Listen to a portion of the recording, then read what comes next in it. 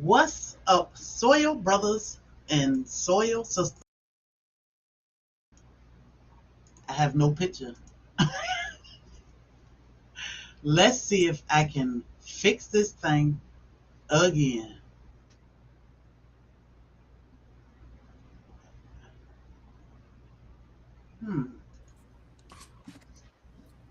So we have her. Let's see. I'm going to put her up right quick. I'm going to stick. Hi, everybody. Welcome to the show.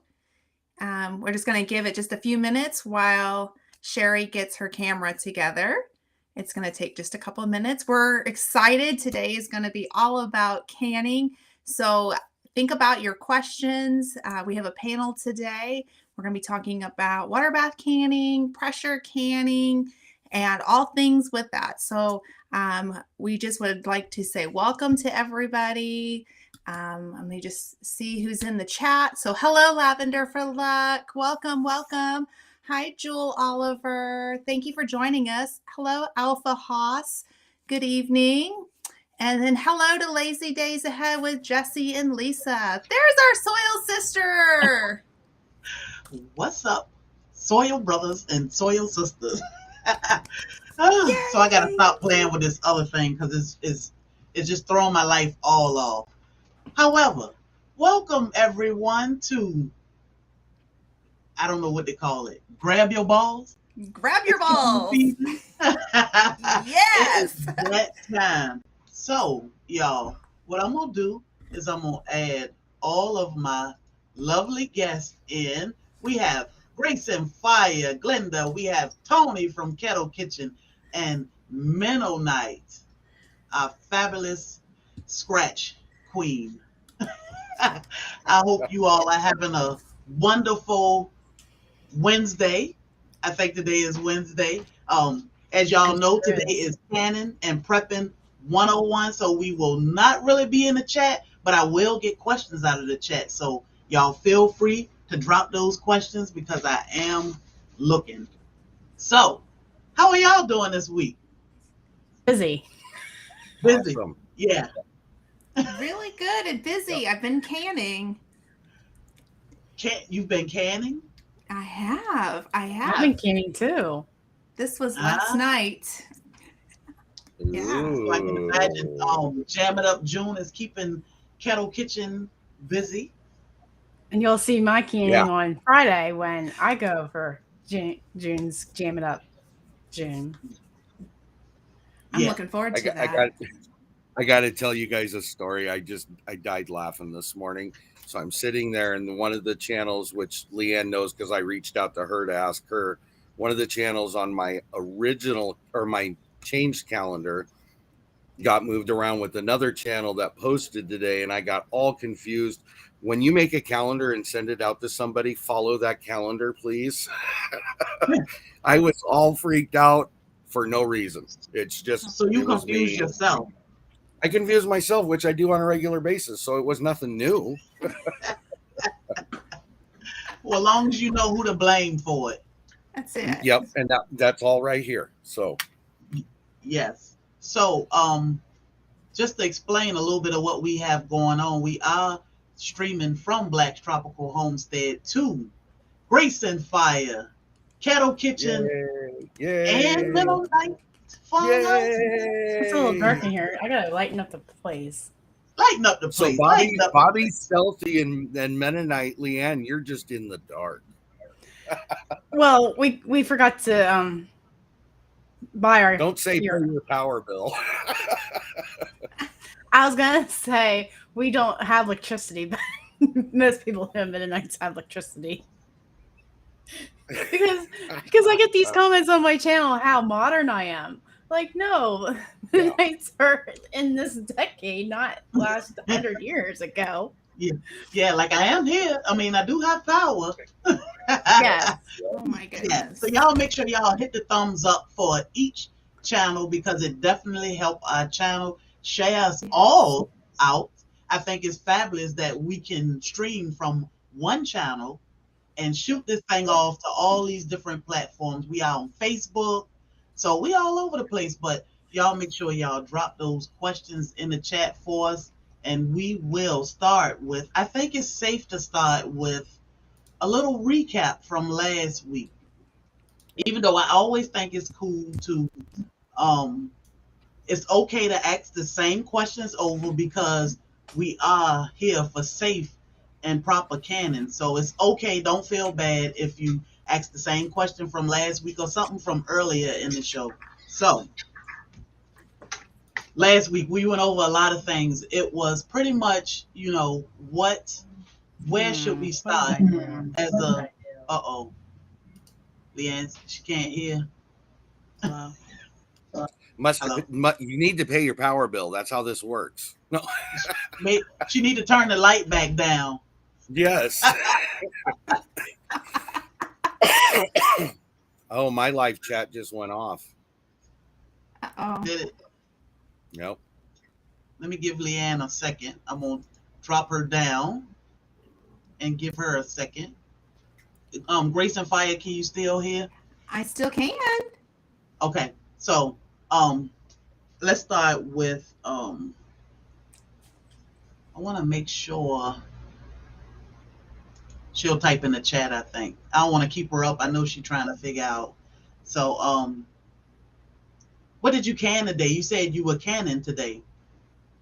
Well, I canned it last night. So later today, after I get done with the live, I'm going to be canning chicken. But last night, I canned hamburger meat.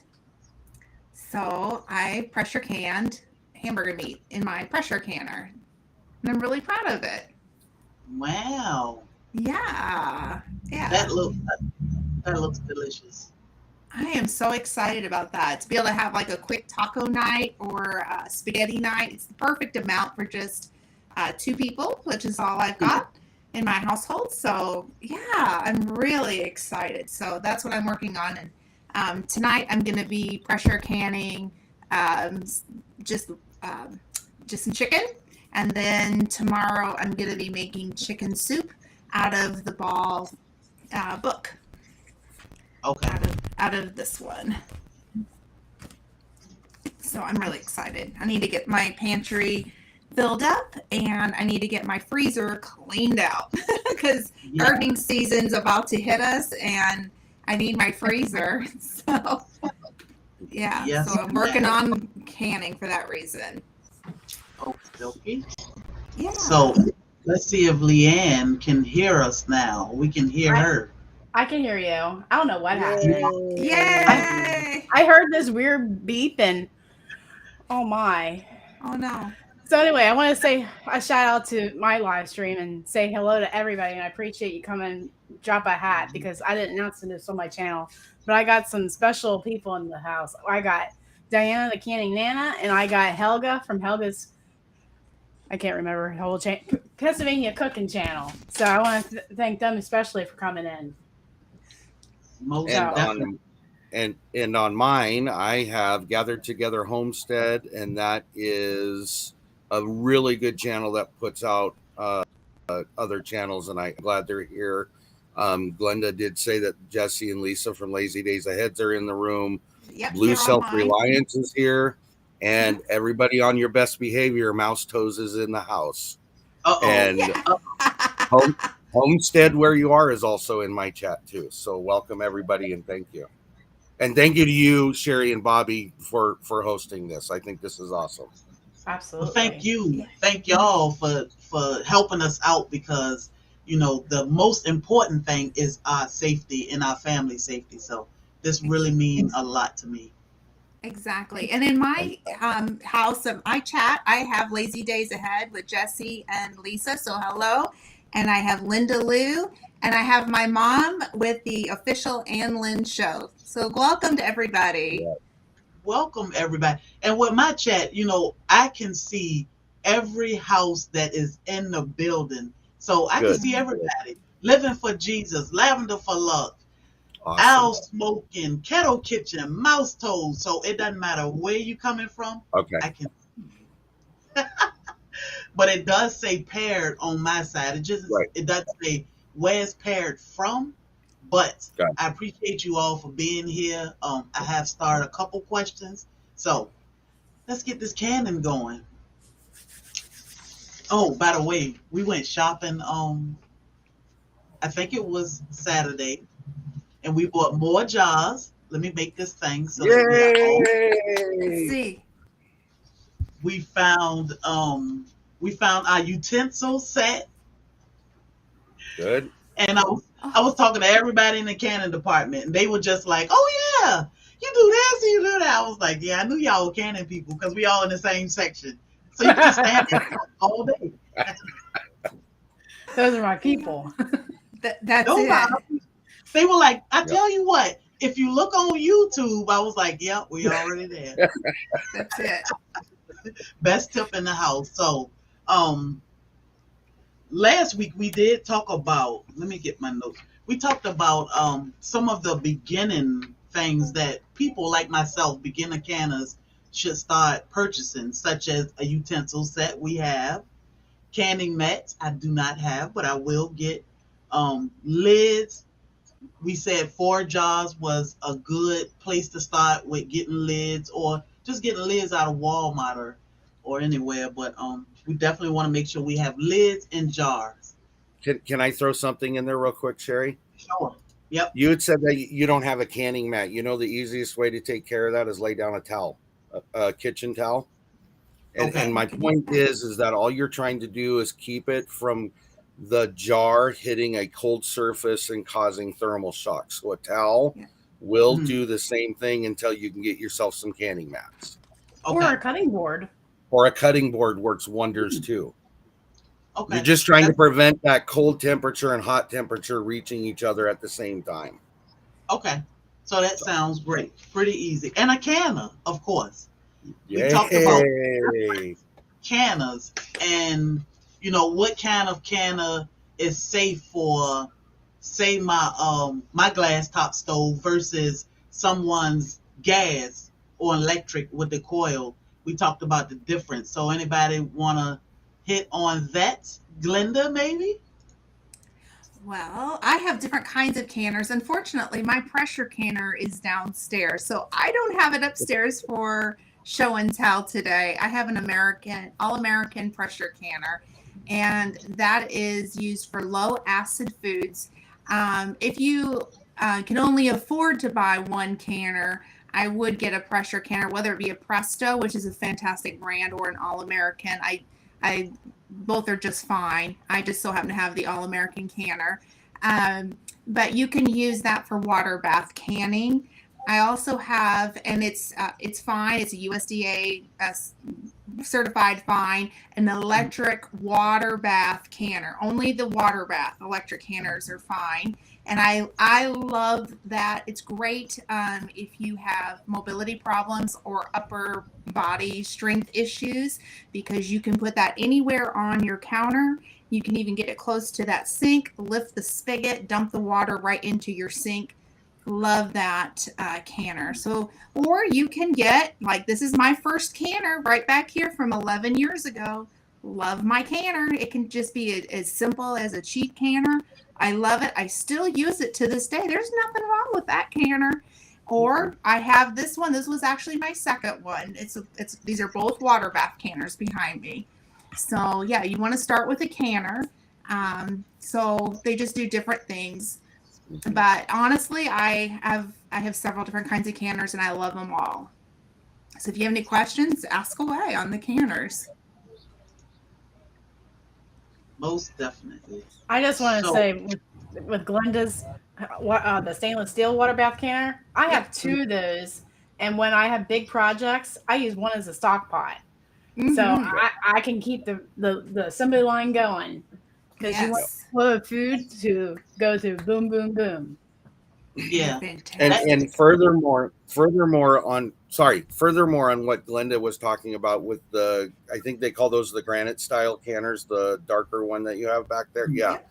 Um, I went in my specific situation. Remember now, everybody, if they remember the story, in 3 years, I think it was 2,300 jars of stuff. Okay.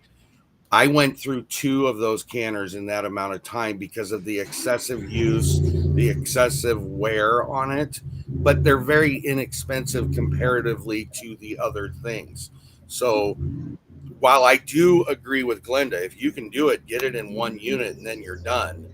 If you can't afford it, those are inexpensive, and I mean $20 I think is what I paid for mine. So they're not that expensive if they do wear out fast because of overuse or excessive use. So either way, don't freak out about it. It does happen. No. Hmm. What I So find that yes. wears out the quickest is the metal wire in the basket. yeah, Those wear out the quickest. And the way to prevent those from rusting is as soon as you get done canning, don't put that back in the water. Leave it out, wash it, dry it immediately, set it off to the side. If you leave that back in that water, it's going to rust fast. But they are inexpensive to replace. But that is the one thing that I've had to replace. This thing has no rust in it, and it's 11 years old. Just take good care of your pots. But it does happen. I'm not going to say that this right. will never rust. It depends on your water and how you take care of it too, as well. But the basket on the inside is the one that you have to baby a little bit, and it can even be in this canner as well. All of Right. the baskets you want to keep dry. Okay. So we have a question. I think I saw this question twice, but I didn't want to get too behind. Can I use a Presto canner on my glass top stove for pressure canning? So what I'm going to say with that is okay. I don't know the answer to that question. What I want you to do is I have a glass top and I have an All-American, and this is what I'm going to recommend that you do. Contact the manufacturer of your stove and ask them specifically, can you put this canner on your stove? And they will be the ones to give you the green light or the red light. So otherwise you could risk cracks and breaks on it. Yeah. But with my particular stove, which is Glasstop, and I'm not going to mention the brand, but I do have a Glasstop. I've been doing it for 5 years, no problems, but you are taking a risk with that. They easily crack. So just kind of keep that in mind. Anybody want to add anything? I think it's a valid point. It was the biggest because I was like, well, why wouldn't you tell? I get why you're not telling. I think it's important, and we come back to the same thing. And the easy answer to the whole thing is do your own research. This is part of said research. You need to make sure your manufacturer approves of it instead of what any of us say. Because the problem is I could say yes, and I could tell you mine said yes. But if you go back to a point and you end up having a cracked stove, you can come back and say, I told you to. Let them be the one that told you to. Mm-hmm. You need to do your own research on that. So, Yep. So I think this Exactly. question is for you, Glenda. Now, do you pre or post season your ground meat?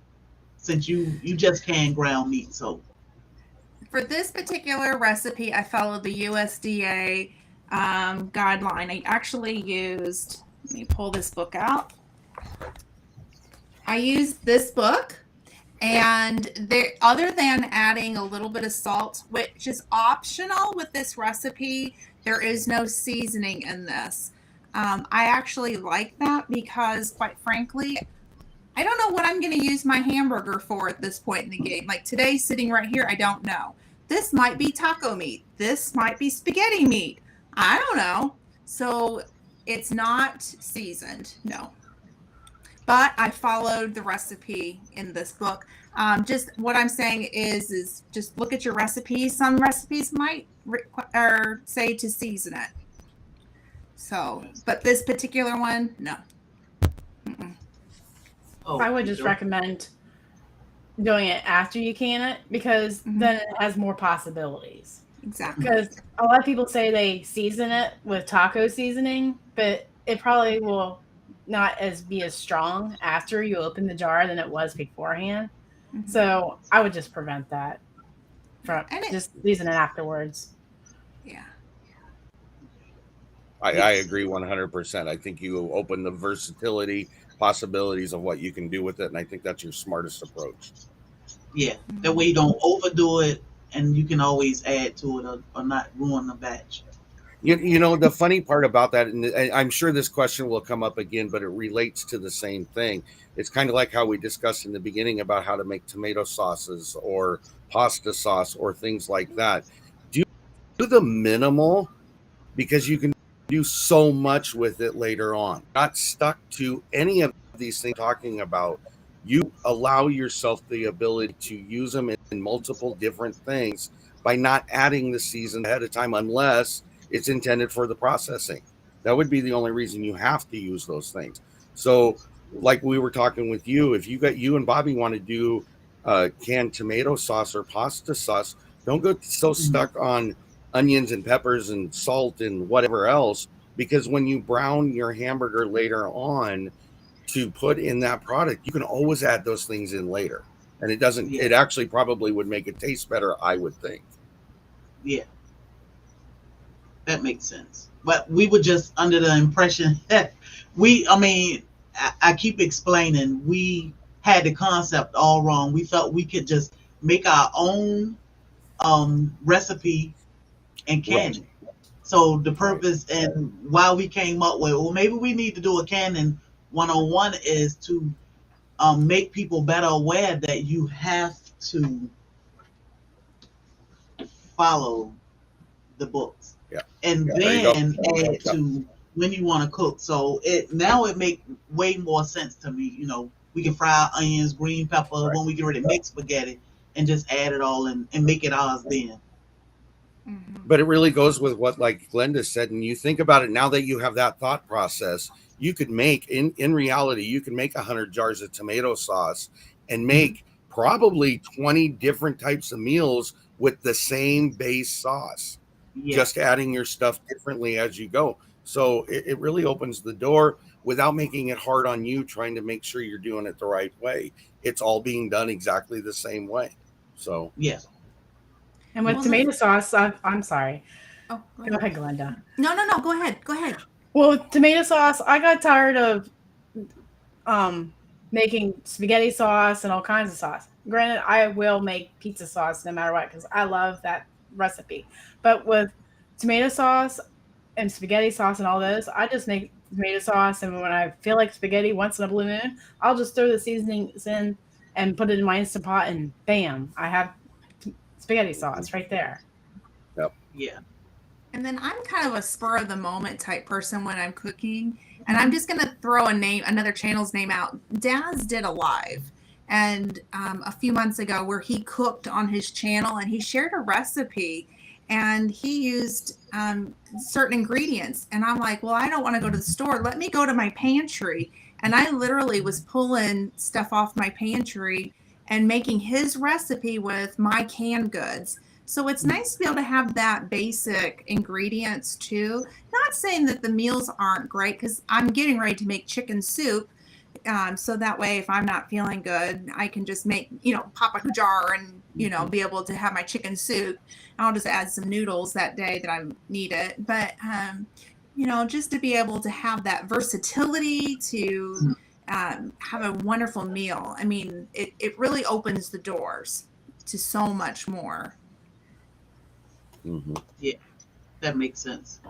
So we have a question. Can you provide any information on preventing botulism?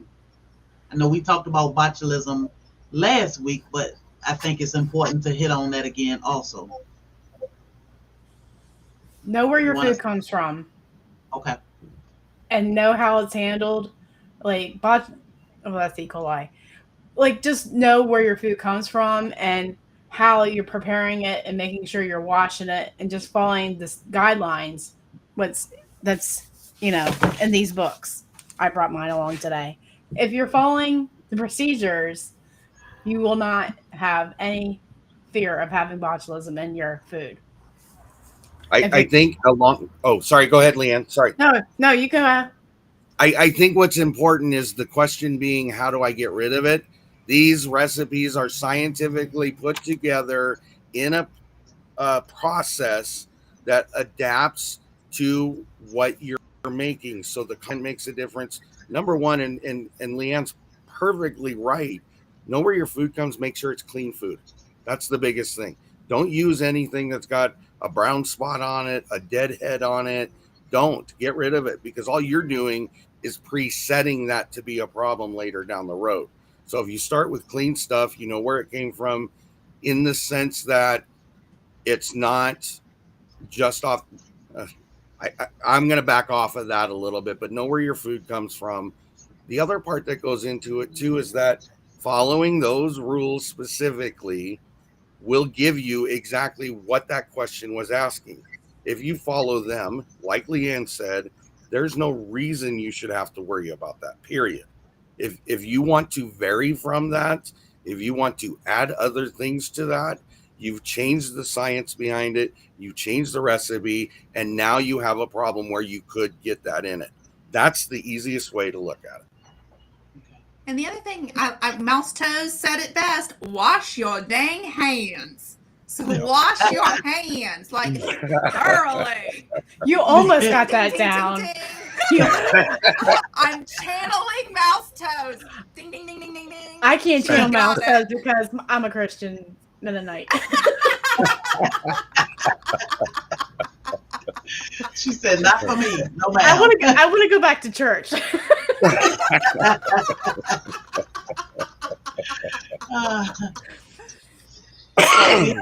Question: I hear you have to keep the gaskets greased and the gaskets calibrated. The gauge, absolutely. You want to be testing that at least every 2 years, and if you bump it, go test it, because I had mine running 2 pounds per pressure over for I don't know how many months, and I have mush in jars and didn't know that. So go ahead. No, finish. Sorry. So I think we talked about this last week, but anyway, you're all right, Tony. You can even go to an AutoZone store. You're just testing the pounds per pressure per square inch. Yeah, pounds per square inch. So they have testing there. Just go to your local extension office. In 2020, I had to make an appointment to drop off my lid. You just take the lid. Don't need the whole thing. Just the lid, and you can pick it up, and they'll tell you what it's reading. Very important to test the gauge. Yep. You don't have to keep the gasket greased too much, but you just want it not to dry crack, and you want to replace those every 2 to 3 years, depending on how much canning you are doing. And you want to wash it after every day, I guess, of use, and completely dry it.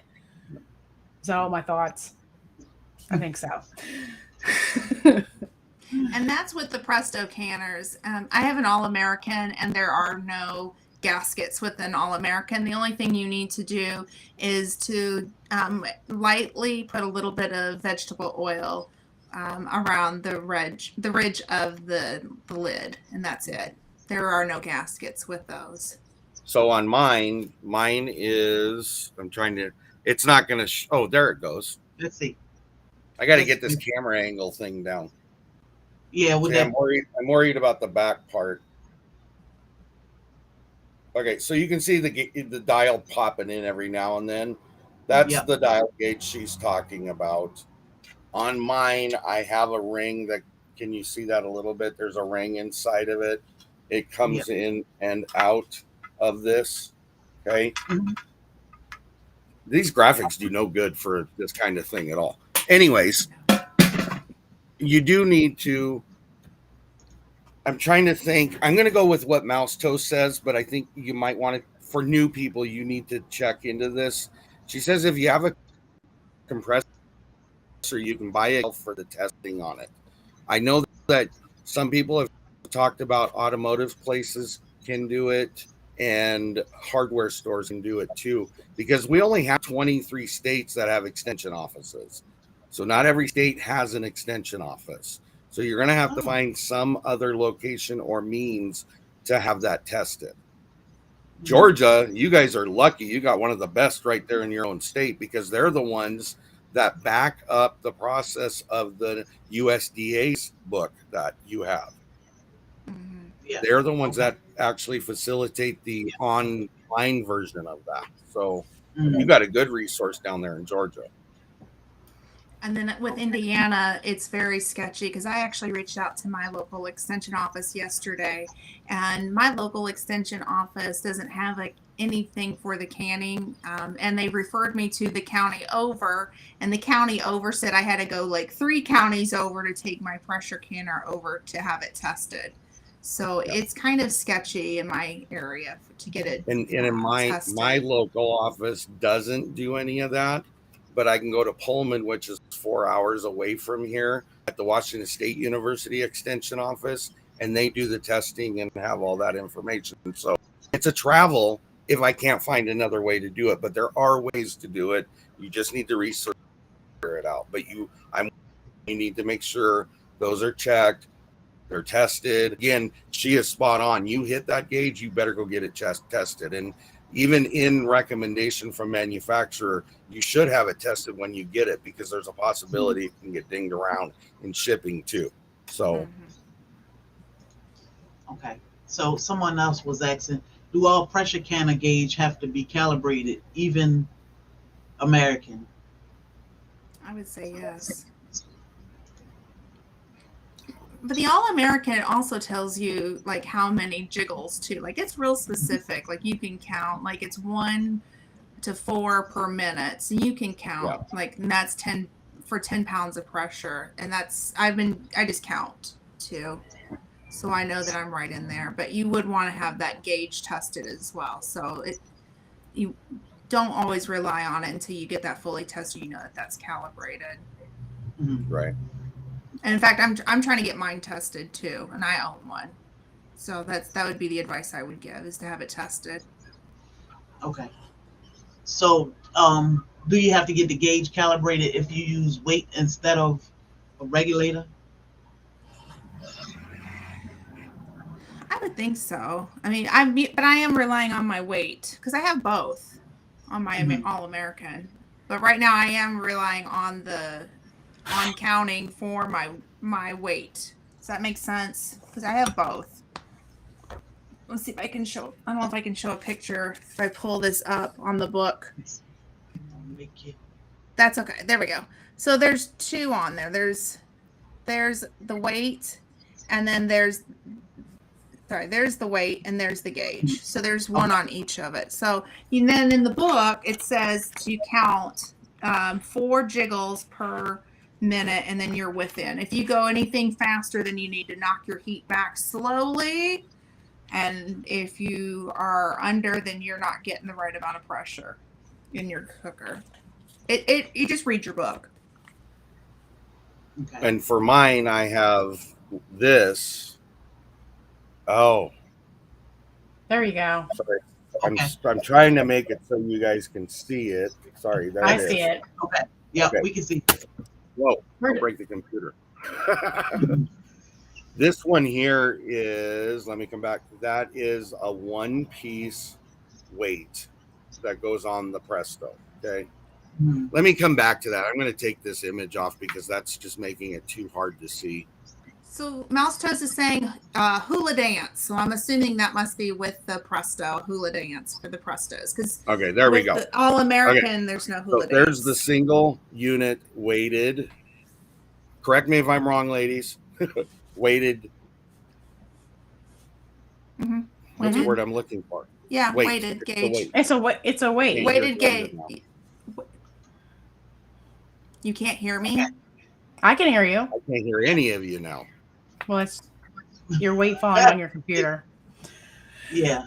All right. So can I go to my chat? They're saying in Georgia that they don't even have funding to test weighted gauges or the gauge. So I guess Mud and the Mascara is saying that they cut funding, and that's a shame Wow. because you would think. Never mind, I'm not going to get on a tangent, but The I'm tangents are good, going to so it's respect all of our channels and not go where that thought was. But yeah, there's ways around this, and with the You regulator. mentioned AutoZone. That's a really good resource I didn't know about. So that's something I'm actually going to look into because I don't want to have to drive so far away. Mm-hmm. So for Indiana, our main extension office, if you guys are in Indiana listening in, Purdue University is ours, and we tap into Pennsylvania because Pennsylvania seems to be the lead on canning. So they connect. So look into your local extension office still and find out who the resources are. I know like with Purdue University, they do a master canning class. It's several hours from my house, but something to look into and see if maybe that, if you're close to a university that's doing that in your state, that might be something to look into as well. And I've done that, and I'm in Pennsylvania, so hopefully. Ooh, I didn't know that. Okay. Well, my state connects with your state. So I'm a Penn State fan. I wanted to go to Penn State, but couldn't afford it. But anyway, since it's so late in the year, I have to wait till 2023 to sign up for Master Food Preservationist classes. Okay. So, because if I'm on a YouTube channel, I want to make sure I have my facts straight and not just, I want to make sure I'm talking to the choir. Well, I'm going to look into Kentucky because I actually live closer to Kentucky. So I'm going to reach out to Kentucky and see if I can get into one of their classes. It might cost you more because you're out of state. That's okay. It'd be the drive for me is the issue. And Penn State does have online webinars about canning. I think they're doing jams this month. What a coincidence! But nice. Okay, so we have a question about All-American Presto, electric and regular water bath canners. I have had them both over 2 years. Any encouragement to get over being scared to just get started? I am your girl. I am your girl on this one. Still not hearing you guys. Okay. Uh-oh. I don't know what the problem is. Sandra 760. So I asked for a pressure canner several years ago from my husband for Christmas. And I got it for Christmas and I tucked it away. And I had not a healthy fear of pressure canners. I had a horrible fear, because when I was growing up, I heard horror stories about pressure cookers blowing up. And just keeping this totally real. And I don't know if my mom with the official Anlin show is still in the chat, but she came to my house. And she's like, we are going to get you over this. We are going to get you through this. And I'm going to teach you how to use this. Now, my mother is not a canner. Okay. Like she's done a little bit, but she's not as crazy canner as I am. And she said, we're going to do this. We went to a local U-Pick farm. We got some produce, came home. I had a full-on panic attack. I'm here to tell you it was an ugly panic attack. I'm honest enough to tell you. And my sisters looked at me and thought I was the craziest girl ever. My mom walked me through this. And now pressure canning is my favorite thing to do. I'm going to tell you, do not be scared. We're holding your hands, do your research, but we're holding your hands. We're cheering you on. Water bath canning is super easy. That's actually how I started. I was doing it several years before that. But the pressure canning, really, it took my mom to come over. And she still needs to go buy herself a pressure canner. So, Mom. But I am appreciative to my mother. Yes, you can do it. Thank you, Mom. I see that coming through. I guess Tony can't hear us then. I can now. Yeah. Oh, good. Well, Tony, tell us about your first time of running the pressure canner. How was it for you? Oh, you would do that, wouldn't you? Yes, I would. Come on, Tony. Did you guys talk about what I was trying to before I bottomed out? Can I finish that real quick first? Sure. Okay. I'm gonna hold you that though. I will. That's fine. I'll have that discussion. This is called, a weighted gauge. Okay. On the Presto canner, it's a single piece. Whoops. The parts do not come apart. And it sits.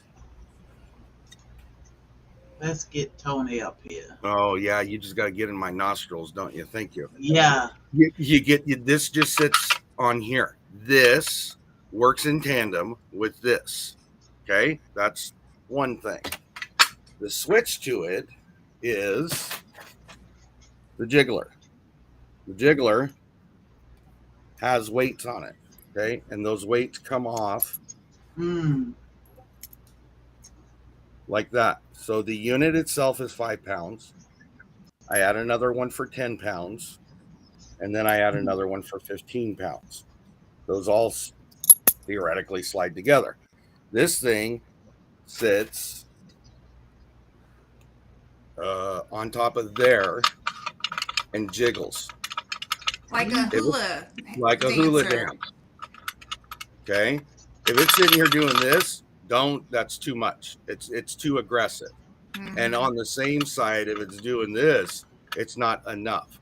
You got to get that steady hula dance working on it. Okay, my point I'm trying to get to is that and when you do it that way with this, the one that's the jiggler, this no longer becomes part of what you're doing. You're listening to this. Okay. And it goes back to what Glenda was saying in the sense of 1 to 4 jiggles a minute, I think is what you said, Glenda. Yeah. Well, the All-American, ours is, I'm going to pull the book up. So ours is it's a round one. And so there's a little notch with each around, and you set it down on the weight. So there's 5, 10, and 15 pounds. And ours just, it goes, and you have to, it doesn't hula dance. I love that about the Presto. That's cool. I'm going to remember that hula dance. But ours just goes like a pressure cooker. And so you have to count 1 to 4 times within a minute for the All-American. I can't speak to the Presto because I don't own one. So and also in addition to that, Mouse Toes and Renee over at Pike Creek Farm, they keep talking about it being weighted, and so the terminology for this jiggler is a weighted gauge. Okay, when you look in your USDA book, it'll have a scale that'll tell you if you're using the dial gauge, which would be the solid unit in tandem with the gauge, that's the dial gauge system. Using this without the dial gauge in the same listing, it would be the weighted gauge that you're going by. Am I correct? I don't want to mess anybody up, but that's my understanding. Tony. Nailed okay, it. Thank you. Good. I'm gonna do a mouse. Nailed it. She laughed when you intimidated her earlier. That was funny. Okay, so now I'm going to go back so Leanne can get her laugh out of me, okay? I was on the phone with her for, I think, 3 hours straight freaking out how to do this because I was where Glenda was. I had just seen too many of the memes and the pictures of the roof of somebody's ceiling blowing out from a pressure canner going off, okay? I couldn't get past that is where my trouble was. I was in freak out mode. And I mean, everything that canner did, I was like, is it supposed to do that? Is it supposed to do that? Is it supposed to do that? And Leanne's like, calm down. You got it. It's fine. The thing I needed to acknowledge and recognize, at least on the Presto, and I know All-American has its own versions of it. This thing here, that pops up. When that goes up, it's locked. There is a lip underneath here that will stop it, okay? The second thing is this. That's a pressure release. If your pressure gets too hot, too heavy, too fast, this will blow out and release the steam. So you no longer have the straight up through the roof and put a hole in your house thing. And with your gasket, that also needs to be replaced, which comes in the same kit. and I had mine leak out, so I knew when I had to replace it. So what locks the All-American is there on the top, there are bolts, and when you go to put your canner down, there is an arrow, and then there's a notch, and then you have to align that correctly, and then you take the bolts and you come up and opposite sides. You put them all up at the same time, and then you go back opposite sides again, and then you lock it down with your bolts. So that locks it in that same page, or into this. It locks it on, and then Tony, put your lid back up. Put the release that when the little rubber point to the little rubber. So the right there. Okay, so the All-American has that as well on there too, so it will let go as well. That's on it as well. The key to it is that the freak out I went through, theoretically, there's no reason it would have ever happened. This canner, as well as the All-American, has too many safety precautions in place for it to blow off. For it to blow up. Because I can tell you, and I know people would freak out, well, what happens if and what happens if? That's two different things in themselves. That no, I'm good, thank you. There's two things in themselves that will stop that from happening. Right. This locks it, this releases it. So there's no need to be fearful. But I couldn't get that through my head. And that's why I had Leanne on with me. My issue isn't this anymore. My issue is heat, the constants of the heat, because I, like Linda, have a Glasstop stove and they fluctuate. So it's a constant battle, at least for me, to do it that way. But I'm learning it. If I didn't have Leanne there, I would have freaked out. I mean, I'm just being honest with everybody. It's what saved me. Now it's just learning and fine-tuning what I know is where I'm at and trying different things. And I think it goes back to that question that we had earlier that we didn't answer about getting it to that sweet spot. Yes. And it's about gradually bringing it up to come back down. Right. We can't rush that. Right. No. And if you have an induction stove like Tony, oh my. Talk about stress. I was on the other side of the country and I was like ready to go on a plane and say, calm down. Oh my. Well, it's really funny because you hear all these people and they talk about, I remember watching Mudbrooker on one of his just to see what it was like, what different stoves do. I think I've watched Lisa Over Sutton's Days and a couple other people. Point being, I watched before I had that thing for 7 months before I even opened it. That's how freaked out I was about it. Okay. Wow. But the difference in what they were using, so there's coil top, there's gas stove, there's induction stove, Glasstop. They're all different and everybody's stove is different. So you really getting used to your sweet spot, as they're talking about, is important, because my sweet spot is nowhere near any of the ones I ever watched. That's the honesty of it. Right. Mine is totally different just because of the way it works. So my point I am getting to is get over the fear and just do it, because you're not going to know how it works until you do. I don't care if you got to do like I did and have phone a friend on the other end. That is fine, because if they can at least walk you through and settle you down, it's going to be a much more calming situation. And but I know a few times as well too, so you understand it.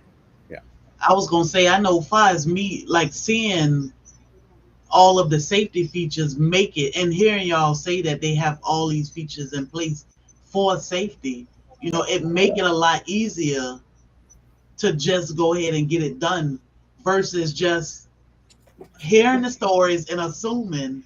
It's just like ripping off the Band-Aid. Yeah, yep. So now it's like that Band-Aid is ripped off. Now I feel comfortable because I know that these safety precautions are there. So a lot better. And if I can get to this point and be the happy pressure canner and have that panic attack a few years ago, anybody can do it, because it was a bad one. So rip that Band-Aid off, girl. I just noticed over on my chat. I just want to throw that out because I just noticed that I don't want to miss it. Jesse posted a link, Anatomy of Canner in Terms, and it might be smart for somebody to just go look at those and see what is what. You know, if you can't find, most of the pressure canners will give you a diagram. They'll explain what it is. But if you get confused or lost, that would be a good resource to go and look it up and see and get used to what things are called. I'm struggling because I'm on a live. I know what these things are, but right now I just can't think of anything, of course. So Yeah. So the So we question had a. about, sorry, Oh, go ahead, Leanne. about the question that was on about how often you rotate. Yep. I think I go through 2 or 3 jars a day. Like Yep. my dishwasher when it's working, the top rack is mostly canning jars. Like, So I was saying last week that I saw another channel that I watched. She joined in on a pantry challenge where she will not shop for 2 weeks straight, and it's just mainly to clean out her freezer and her pantry so she can rotate her foods out. So I thought that was a great idea of how to use up what you have and make room for the new. And that's that, important. I think that's a standard. If you guys disagree, go ahead and say, but I think that is a standard. At least I'm in the same boat. Like right now, I'm trying to use up what I can because it does 2 things. It rotates my food, gets it used. We got food in the house. I don't have to worry about it, but it also frees up jars for me to use for the next canning sessions. So, I mean, it's a constant rotation for you to be able to constantly do it. I'm one of those canners, and I think everybody sitting here, minus you, Sherry, because you're not there yet, but the 3 of us, I think we are year-round canners, if I remember correctly. We don't just can by season. So No. And we did have a question. Go ahead, Grace and I say I need to get my freezer ready for the garden season because I like to put my, for example, tomatoes in the freezer because sometimes those things just come in so fast and I can't process. I can't keep up with it. So I'll get them ready for processing day, but I'll throw them straight in the freezer until I can get to them. So it's important to get your freezers cleaned out to make room for that kind of stuff. And the tomatoes that go in the freezer, they can only be turned into sauce. You can't put them into salsa or something else. So exactly. And for me, I'm a glutton for punishment because if they go in the freezer, it's out of sight and out of mind. So no, they don't go in the freezer in my house. I just get it done, and I might kill myself doing it, but you know, I just. Yeah, but exactly. I'm kind of different in that. I mean, I get what your point is, and I understand what you're saying. I don't. My thing is we have so many people around here that are just trying to give produce away because they can't use it fast enough. So if I end up getting it in October, let's go with October, end of September, October, I'm shoving that stuff into the freezer because I know during the winter time, even though it's only tomato sauce, I can get it done throughout the year. And again, we're back to the same thing we said earlier. 100 jars of tomato sauce buys me 100 meals I could do different things with. I could give 2 craps about whether it's just tomato sauce or pasta sauce or whatever, because any of those things I want to make, I can make from that base tomato sauce. So you're not hurting yourself doing it if you can do that or you choose to do that. In Leanne's case, I get why she doesn't do that, but there's no reason why you can't expand that pantry you have just on that one product alone. Right. Yeah. So I was. Oh, this is a different. Or you can make soups too with it, not just tomato sauce. That's the other thing. I've actually made the Ball put out a recipe for tomato soup, and I made that later in the year with tomatoes that I had freezed, and it was so good. It's better than buying the brand tomato soup if you know which brand I'm talking about. The one that's originally from my state. Yeah. Oh, is that the Whoopie Pie tomato company? I can't remember the name. Anyway, sorry. So we should get to this question. Yes, we have another question. I have a friend giving me plums to make jelly. I have a couple of the blue granite pots. Can I pressure can the jelly using a Presto canner instead of using the granite pots to water bath? No. Oh, wait. If you're using the pressure canner to water bath and not pressure can, then yes. If you're using it to pressure can jam and jelly, no. Yeah, you don't want to pressure can it. But yeah, I agree with that statement. Okay. I don't know So we how have to use it. Sit here.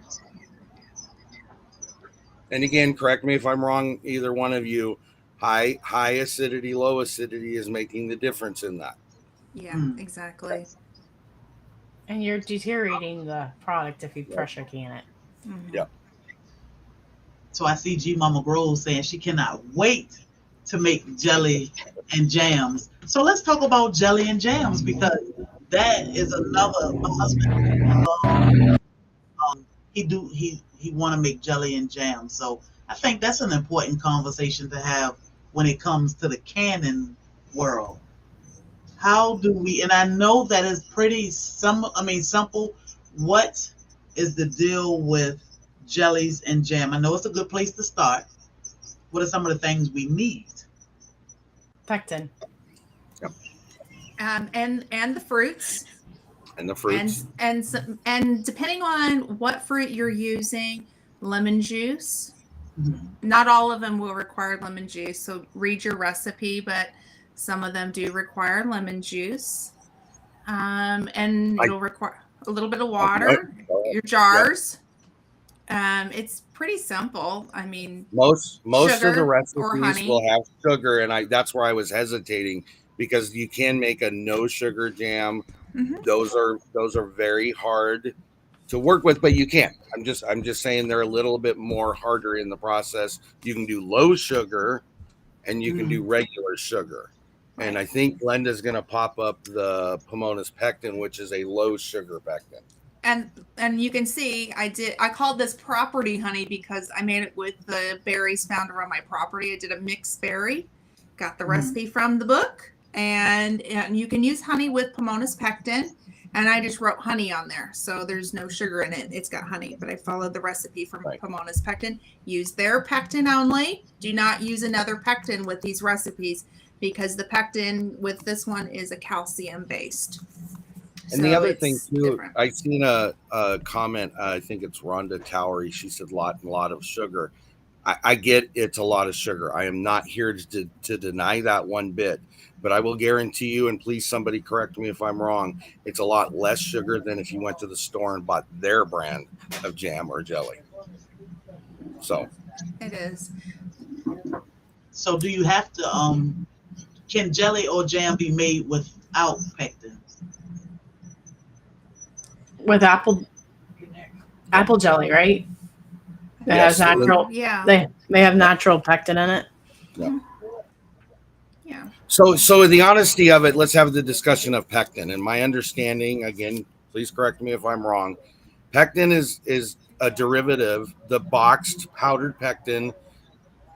I'm not sure about Pomona's, so I'm not even going to try to talk about that. But the pectin I use and the box pectin, they're a derivative of a natural pectin that's created from fruit. Fruit creates its own pectin. Okay, not all do, and not all do the same amounts. Theoretically, they're extracting that pectin out of the fruits and they're drying it. Okay, so what you're doing is you're putting a fruit product back into the jam and jelly to make it do a natural process it does to harden up or solidify. Okay. It really depends, I think, from my standpoint, and it really touches with Glenda and the Pomona's pectin. It's dependent on what you're trying to get out of it. Number one, in the fruit, what fruit you're after. Number two, are you trying to do no, low, or yes sugar? And then you're also dependent on what you're trying to make. It is a jam, a jelly, a preserve, a compote, a chutney. I mean, there's so many different, a conserve is another one. There's so many different things you can do with those that's dependent on what you're trying to aim towards too. So yes, you can make it without it, but at some point you're still making it with pectin. It's just a natural pectin or the powdered pectin or a liquid pectin or whatever it is. I don't recall, and please correct me if I'm wrong, that there's any jam or jelly out there with absolutely no pectin, no sugar. I don't think that's out there. I'm I'm not 100% certain on that, so I don't want to answer that one. Okay. Not that I can think of. Yeah, me Well, either. I have a question on my live stream. Okay. Have any of y'all ever done sugar-free or alternative sweeteners in jams and jellies? So this is honey. There it is. But I use the Pomona's pectin. And you can with Pomona's, or excuse me, with, okay, so the alternatives. So this particular brand, Ball brand, I'm going to read this to you, what it actually says word for word. As far as that's concerned, you can add sugar, sugar substitute, or honey is what the Ball brand says. So, and it's this low or no sugar needed pectin. So go to the store and you can see the recipe from there. Okay. So, Sherry, I'm going to send sorry. Go ahead, Tony. I'm going to send you a link to something that's put out by the Oregon State Extension Office, and it has to do with low sugar jams, jellies, and fruit spreads, and their conversation about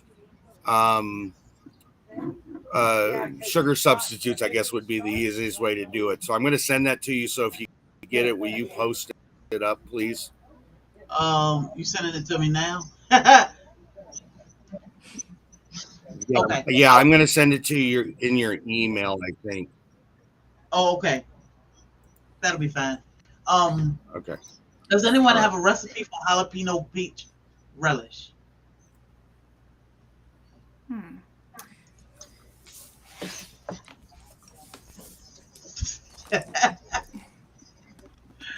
I just sent it in the private chat, Sherry. This one just says jams. Okay. I didn't hear what we were looking for. Jalapeno Peach relish. Okay, I got jalapeno peach salsa. Mm-hmm. Which book is that? Grace and Fire.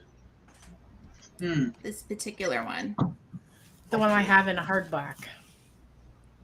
Ooh, I like the hard one. That's nice. This is just nice. I don't have all my cookbooks, but that's this one. You can also go to freshpreserving.com to check out recipes there. Go to the USDA's food preservation website and see if there's a recipe there. You can look at your local extension office or even go around and look at Penn State extension office to see what they've got recipe-wise. Purdue University is another one I saw recipes at. So kind of a good one. I'm sorry? Clemson is a good one too, and Washington State University. Yep, look at the different universities for canning, and you might be able to find the recipe. Okay. So they call me Sunshine asks, how do you determine which altitude you live in, and how important is that? Go on to Google and tell Google you want to know what your altitude is. It will tell you. Type in your zip code. It's by your zip code. And it's very important when it comes to. It's extremely important. I didn't hear the question. Sorry. Oh, I was saying, I was reading the rest of the question. How important is it to know or use your altitude when canning? You have to know your altitude. Yeah, if you don't know it, you're not going to be able to complete the process. Because it tells you how much time. Yeah, go ahead, Leanne. Sorry. It just tells you how long your processing time. Since I'm at sea level, I just go by what the ball book says. If it says 10 minutes, I'm canning for 10 minutes. But if I'm like 200 or 2,000 feet or above or something, you have to add like for every 5 minutes. 5 minutes for every couple thousand feet. Yeah. And that will tell you in this book or USDA National Center for Food and Preservation site. Let me make it really easy and I'll show you what we're talking about. Can you guys see that? Okay. That's a recipe you get out of the USDA book, and there you go. It tells you zero. I think it's zero. I can't read it. 0 to 1,000, 1,000 to 6,000. something, and I'm And not sure what the other one is. There. Go ahead it and must reread those again. 0 to 1,000 is 10 minutes. 1,001 to 6,000 feet is 15, and above 6,000 is 20 minutes.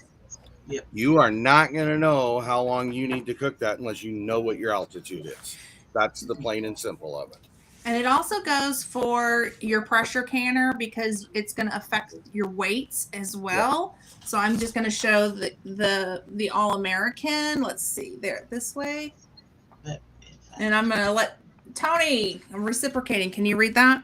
I can't read because I'm blind. Okay. Sorry. Okay. So for like above 2,000 but below 3,000 feet, let's just say for asparagus, it's 15 pounds. Mm-hmm. For asparagus, again, above 3,000 but below 7,000 feet, it's 25 pounds. Above 7,000 feet, it's 35 pounds. It affects your gauge as well. Right.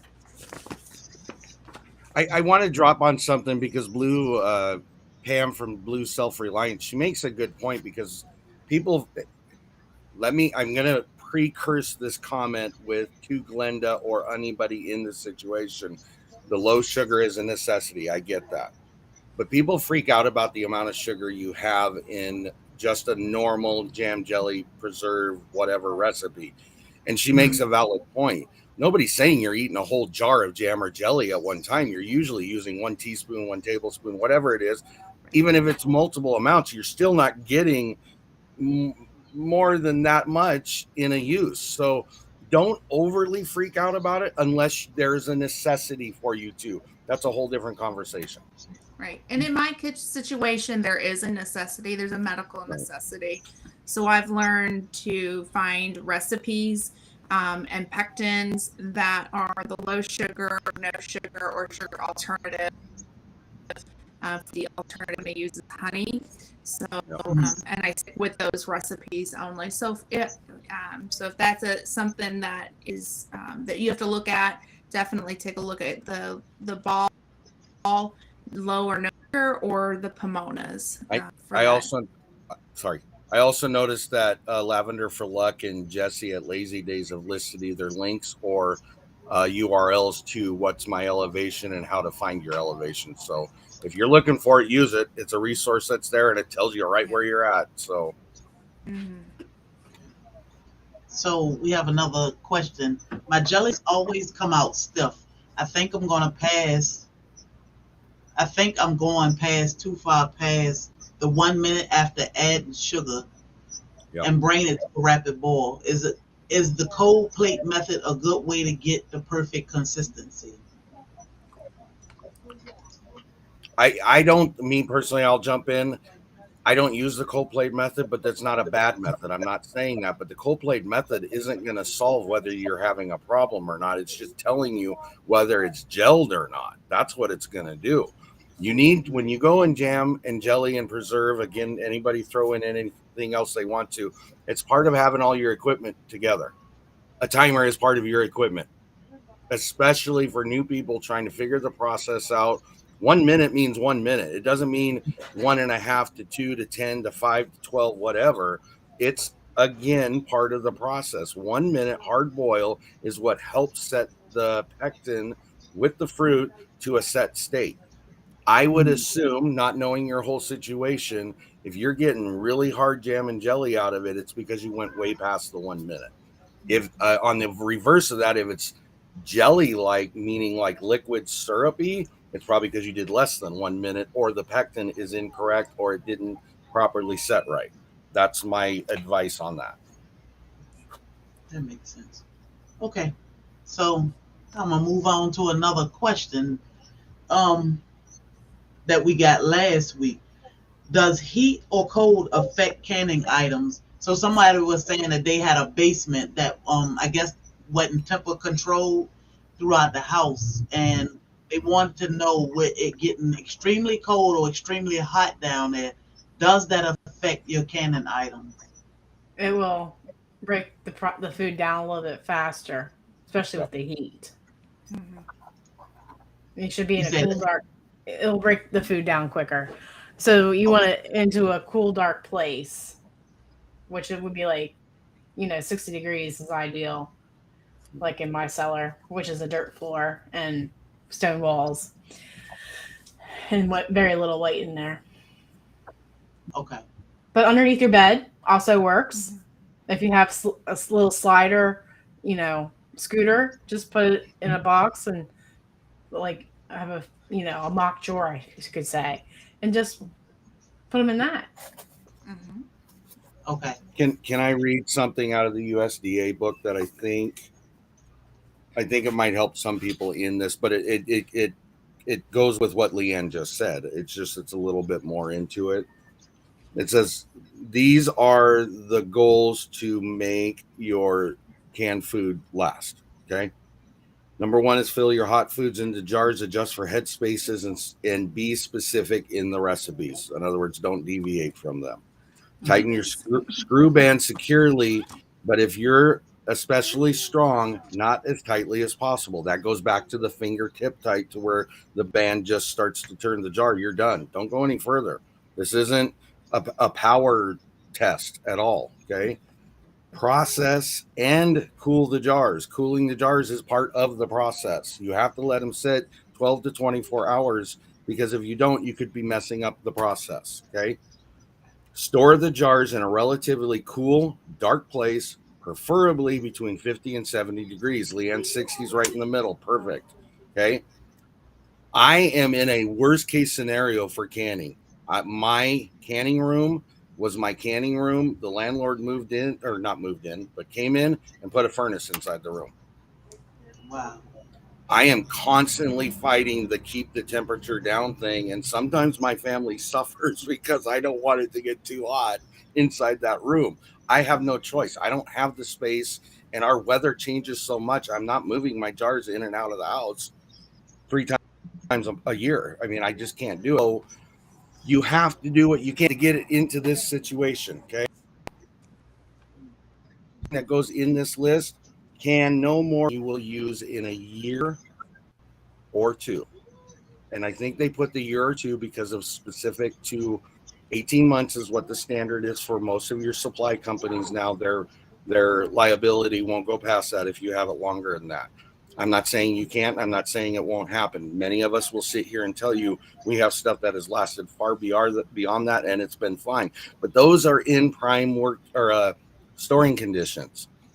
People are going to get 5 years out of it if it's in that 50 to 70 degrees in a dark place that's cool and left undisturbed. It makes a difference. Anybody disagree or have anything else to add? Because that to me that tells you where you need to be. Okay. So let's Yep. talk. I know everyone is not able to grow their own groceries per se.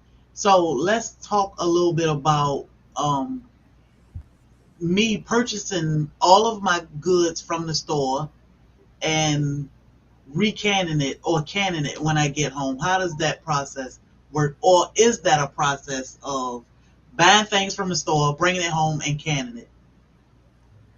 So I have Before a couple. Oh, go ahead. No, you go ahead. I was gonna say, before you go to the store, make sure you know how much you're gonna purchase. That way you're not over purchasing. Because some recipes, like tomatoes, for example, you might actually need a weight like pizza sauce. I need 22 pounds of tomatoes in order to make that sauce. And you just need to know your quantities before you even go. Okay. And I think it also depended on what you're talking about. If we're talking about meat is going to be one angle, vegetables are going to be another angle depending on what you're doing with it. Jams and jellies are going to be different because jams and jellies, unless you're using a pectin, you can't use. Okay, that's another conversation, so I'll hold off on that. The point I'm trying to get to is it's dependent on what you're making to answer that question. Now, what I heard Sherry asking, can I bring a 10-pound can of tomato sauce home and recan it so that I can store it longer on my shelf? The answer is no. If I want to use that 10-pound of or number 10 can of tomato sauce to make pizza sauce or pasta sauce or in a soup or something, that's a whole different conversation because we're not recanning to just can. Does that make sense? And was that the question? Yeah. Yeah. Like I know some people, when they grocery shop, they may get items and they feel like if I can it myself or take it home and recan it, I'm sure, I mean, in my mind, I don't think people would buy canned goods, bring them home, open them up, and recan them. But I guess with a lot of with this being canning and preserving 101, it's safe to even answer that question. Is it safe to recan canned items or anything from the store? I would give one. Go ahead. I have one exception, and I'll save it for after what you have to say, Glenda. Go ahead. So one of my recipes that I'm getting ready to do, it actually calls for chicken broth. Mm-hmm. And I'm going to end up having to use chicken broth that I bought from the store because I don't have chicken broth here at the house. And it talks about, the canned chicken broth. So I am going to have to use that. But I mean, example of what I bought from the store, I went and I bought beef from the store. I don't have a local resource or I don't have a cow to take, This is from the store. Actually, this is from Costco. To be perfectly honest with you, this was a Costco run. The beef could not fit in my freezer. So guess what I did with it? I canned it. And then I made applesauce last year. And this is from a U-Pick farm. I mean, there is nothing wrong with going out and supporting local U-Pick farms and having a great day with your family. Come home and can it up. So that's what I've done. So there's a lot of resources. Don't limit yourself to where you go, to shop as well. I dropped a video of what my husband and I did. We went and picked 24 pounds of strawberries, and my gosh, for an entire week, I was finding a bunch of ways of preserving those strawberries. And one of them was to make strawberry jam.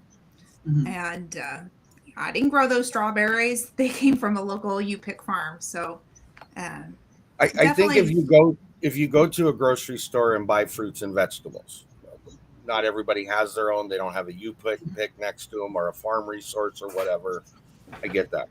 Just make sure you're really washing your fruits and vegetables. Oh, That's absolutely. The best thing I can tell you, because at that point, you may not necessarily know where that product come from. So the best advice I could give you to do it, because in some cases you're going to have to, or some people are going to have to, make sure you clean those fruits and vegetables. Now, the flip side to that, I made a mandarin orange jelly the other day. I use canned mandarin oranges because guess what? I don't have a mandarin orange tree sitting around me or anything, and I'm lazy. I'm not going to sit there and clean off mandarin oranges, but there's a reason why I can do that. Jams and jellies can be made as long as you're using a pectin, fresh, canned, or frozen fruit. Okay. You have to use a pectin on the canned and the frozen. Fresh is a different situation. Am I saying I do that all the time, or I should? No. But I also know I'm not going to get mandarin oranges unless I do that way, or mandarin orange jelly, because I don't live where they grow. So in some cases, I see the need and the necessity to do that. Now, the same question can be asked, and I'm going to let you two answer this because I don't have a direct answer to this. Can you can frozen vegetables? I think you can. I think absolutely. Okay. Absolutely. I wouldn't do broccoli or. Yeah. Well, you can't can broccoli, but you know. Yeah, you can't can broccoli. That's what I'm just saying. Like lima beans or green beans, you can. Okay. And to go with the subject of outsourcing your products, you can also go to a vegetable processing plant. Like I live maybe 2 hours from Hanover Foods, and they sell seconds. You can get green beans that have already been cut and washed for like $10 a pound or something. I don't know what the crazy amount is, but that's what my church sisters do instead of growing their own. Like it's possible to live within your means and can and preserve your food. Okay, so what if I went to Sam's Club and bought the big can of string beans and I decide, hey, let me break this down in a couple pints? You can't do that. Oh, Think of it this way. If you're using it as an ingredient in a canning processing process, that's one thing you can do. That theoretically you're going to have to research, make sure the product can be canned. If you're using it as its sole ingredient just to repurpose in smaller portions or longevity of that, no, you can't. okay. Makes sense. Let's see. So, oh yeah, I do have a question. So say I put a batch into pressure can and some don't seal properly. First, how can I tell if they are sealed properly? Second, what do I do if they are not? So the jar, the way to know is next day you will notice that they will, here, let me grab one that's not sealed. This is a brand new jar. Mhm. Can you hear that sound? Yep. Okay, all I'm doing. Yeah, I can hear it. I have a microphone right here, so I just put it up against the microwave. Yeah. Okay, sorry. So you'll just finger on and it'll go up and down. So that is an unsealed jar. With this one, it is sealed. See, I'm pushing down. Nothing. No noise.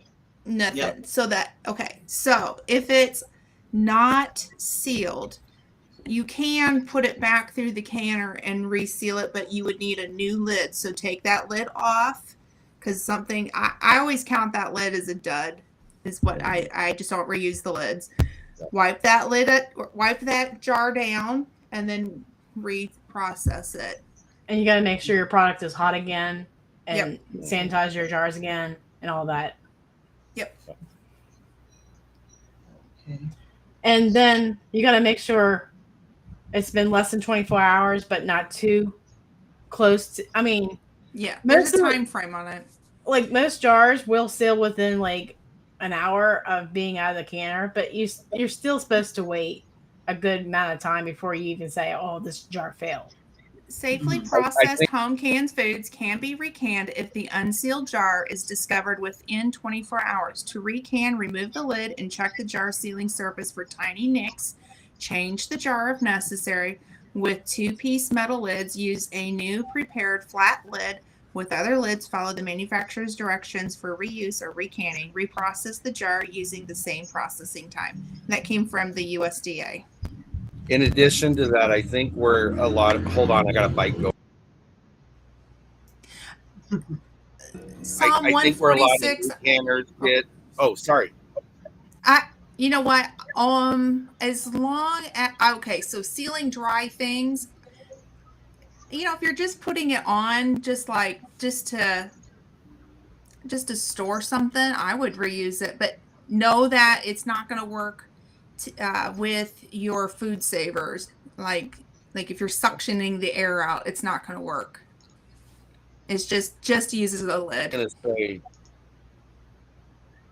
What I was going to say in the reprocessing thing, I think where a lot of people get confused, and I struggled with it in the beginning, is that you're told when you're done processing jars for the first time, give it at least 12 to 24 hours. Did you hear what I just said? At least 12 to 24 hours. There's a reason why they say that. 12 hours is the mandatory process. You should let that jar sit there, okay?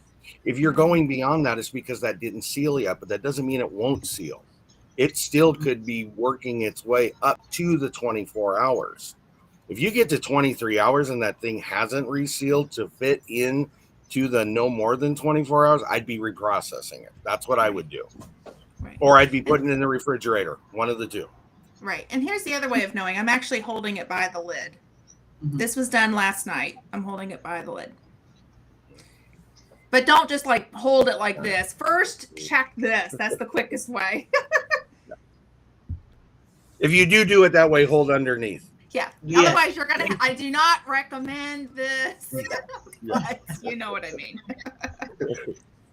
Okay, so let's talk about some of the things that we cannot or are not recommended to can, such as, I don't know.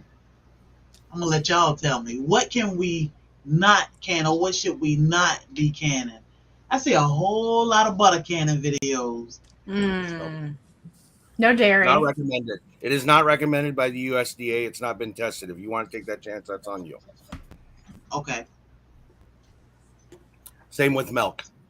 Yeah. I mean, that's the honesty of it. I mean, you're either going to follow the rules or you're not. Don't sit there and say I follow the rules 3 times out of the day and not the 4th. Right. So Yeah. pasta, rice, that's another one that you don't want to can because it's just not good. So don't even bother. You know what? Honestly, like I'm going to be making chicken soup and I'm going to be able to add the rice and the pasta at a later date. So it's not like I can't have my pasta or rice in my soup. It's just going to be at a later date. So nice and fresh. And then it goes back to the seasoning we were talking about in the tomato sauce or the hamburger. It's something you can do after.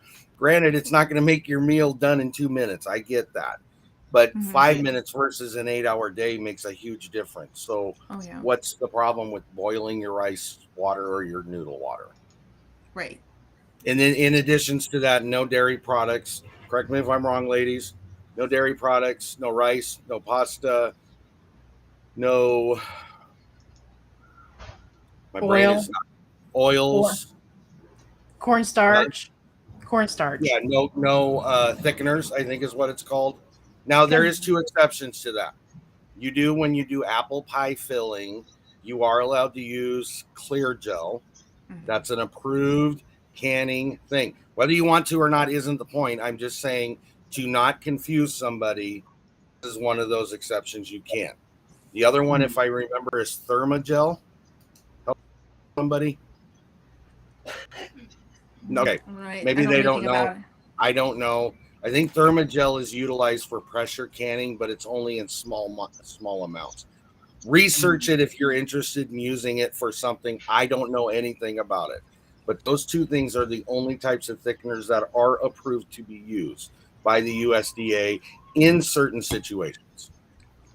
Right. Okay. I think I know it. I had a question. Can we can items without salt? I know sometimes things require salt. Is there a way around salt sometimes? Don't put it in. So unless it's part of the preservation part of it. Right. Sorry. So if the recipe says that it's optional, then you don't have to put it in. So the hamburger recipe, for example, it said it was optional.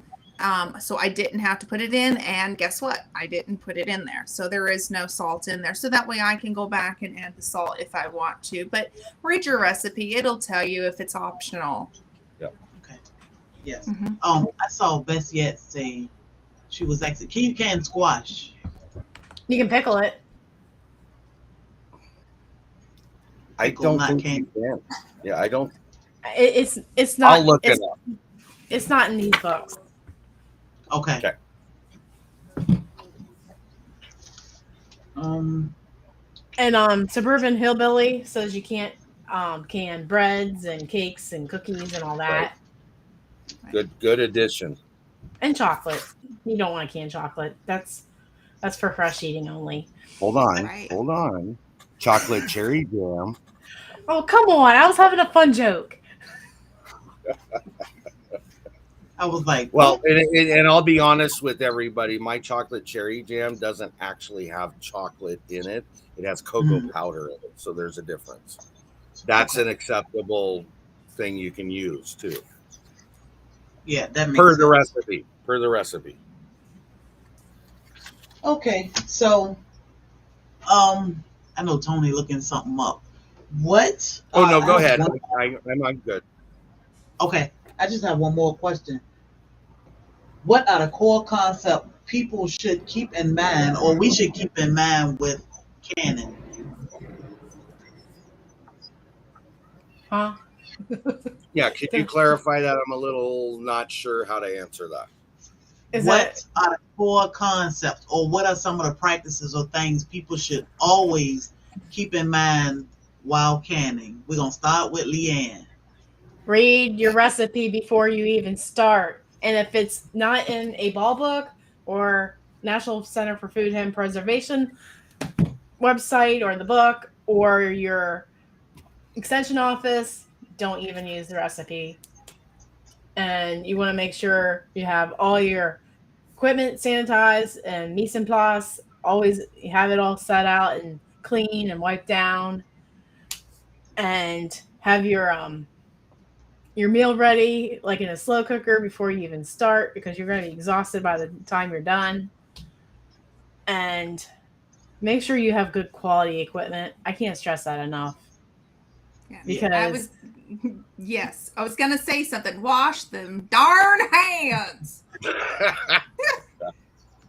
So you saying that if my mom gave me her grandmom's recipe from 1913, I cannot use her recipe and can it? My grandma's famous recipe? more or less, it's going to be too thick, and you're going to be worried about density in your jars. And if the heat doesn't penetrate to the center, there might be botulism in the jar. So that's why we don't want to use grandma's recipe. You can make your grandma's recipe and maybe possibly freeze it if it's spaghetti sauce, but you can't put it in jars. All I was going to say is I think the important part is if you want to utilize grandmas, great grandmas, or uncles, George's, Bob's, brothers, sisters, aunts, uncles, I don't care. Do your research to make sure the rules haven't changed since that recipe was written 500 years ago. Things are totally, I mean, just in 10 years, things have changed somewhat. So you just got to do your research. And if you have questions, ask the right people. That's the easiest way to do it. That's not to say you can't do those recipes, but I agree with You're the wrong direction there, Tony. That more than likely you're not going to be able to do it just the way the recipe says. More than likely you're going to have to modify, adapt, change, whatever to fit whatever the guidelines are. But don't be feeling that you're downhearted about it, because you can still make it taste the same. It's just a different way of doing it usually. Mm-hmm. So that's my advice on that part. Oh, I did find, not to any of you because I thought the same thing. There is a recipe in the national book for winter squash. Cubed, follow the pumpkin processing on page 418. So there you go. Okay. Yes, you can. I'm sure my husband would love that. Should I send him an email for you? No. So, has anyone on the panel heard about anyone getting botulism? Yes. Recently? In Washington State, yes. Oh. Wow. Yeah. I know. I heard about that. I am here to tell people it does happen. You can play this game that it doesn't happen. That's something that happened 20 years ago, 100 years ago, 500 years ago. It happens today. Right. So you want to add anything? What did I do? Oh, Grace and Fire. I think just following the recipes is the biggest thing, and wash your hands, have a clean surface, but most importantly, have fun with it, because I think canning is a lot of fun. It shouldn't be stressful. I understand the pressure canning if you're new to it and getting over that fear, there is that, but honestly, it's a lot of fun. Leanne said it best, put a crock pot meal on, because at the end of the night you are going to be tired, and I didn't have a crock pot meal last night, but we had a quick sandwich night. But it's just a lot of fun, and really the sky's the limit with these recipes. Like basically, if you want to make tomato soup, I guarantee you'll find a tomato soup in one of these recipes. Or if you want to make a jam, you'll find a jam recipe. You know what I mean? they're really good recipes. I have just been really impressed by the ball books. I've been impressed by the USDA guideline, the books that I've seen online, with the local extension offices.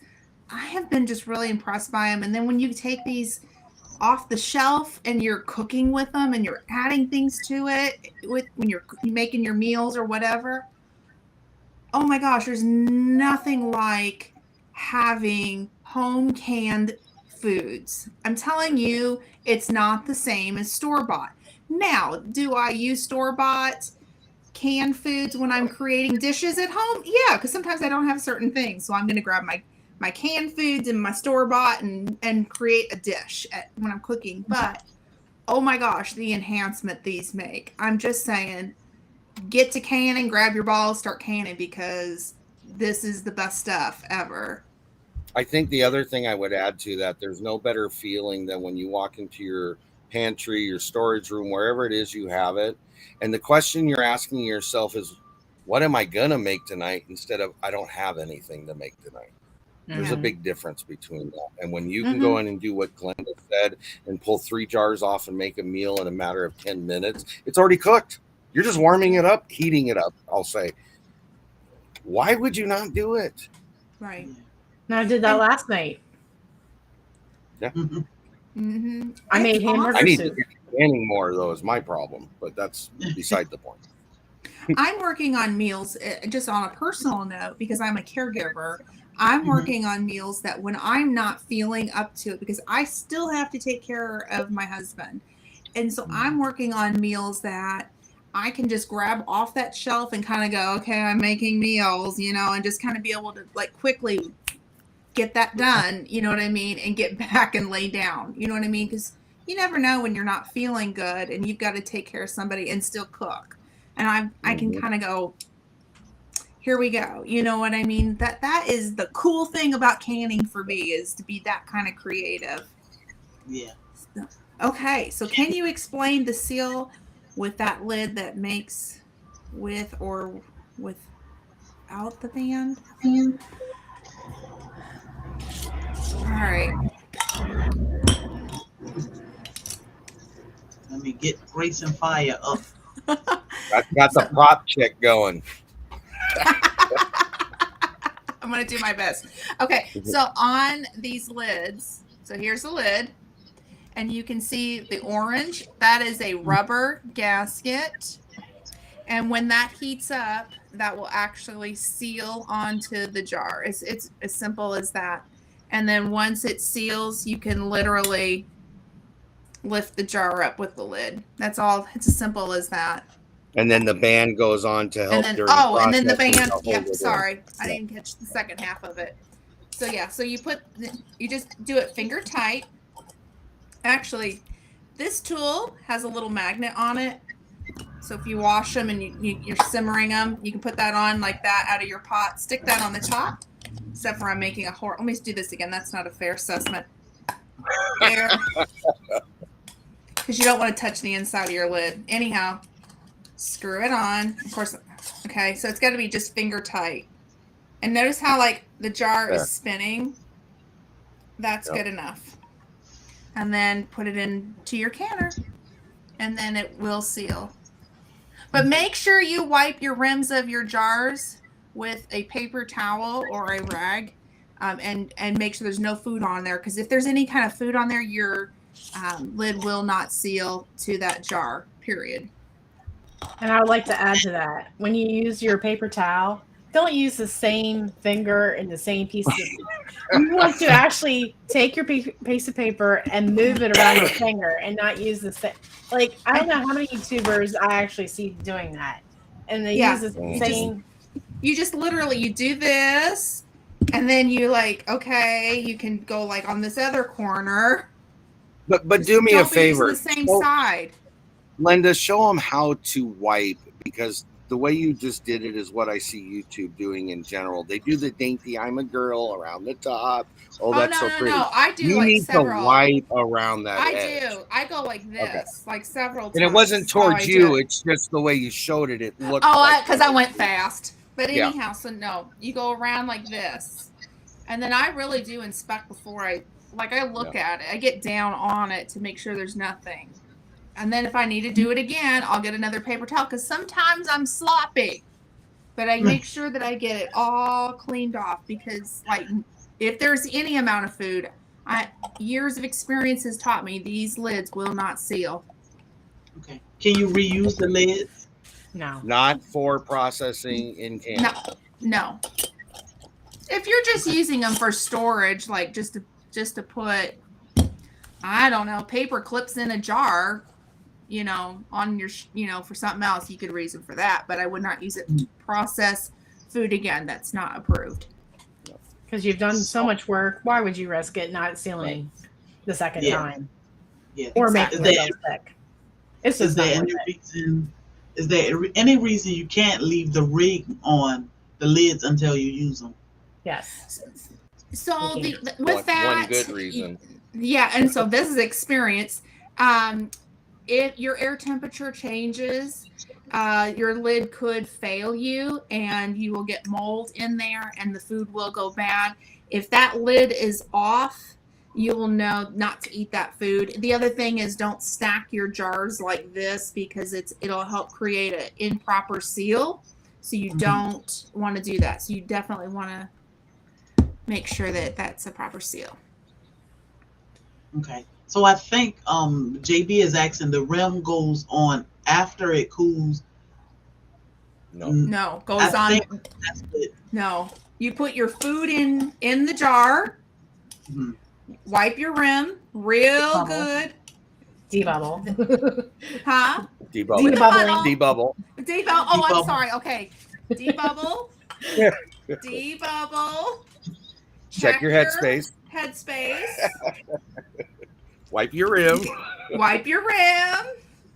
Now you're on your own. Now I'm on my own. Get your jar lid. Stick your ring on top. Screw it on. Of course, that's going to fall. And then finger tight.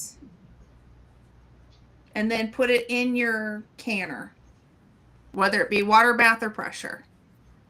Okay. Sherry, can you show me real quick? Sure. So what you guys got to remember that the reason why those bands go on there after you've got the lid on is because the temperature and the time you're doing is trying to penetrate to the middle of the jar. As the air moves, because it's a natural flow, think of it as a volcano. That air is rising to the top and the band's holding the lid on because naturally air goes out from under the lid. So it's holding the lid secure on while that process is happening. Does that make sense? Yes. Okay. Is my jar still okay if I forget to debubble?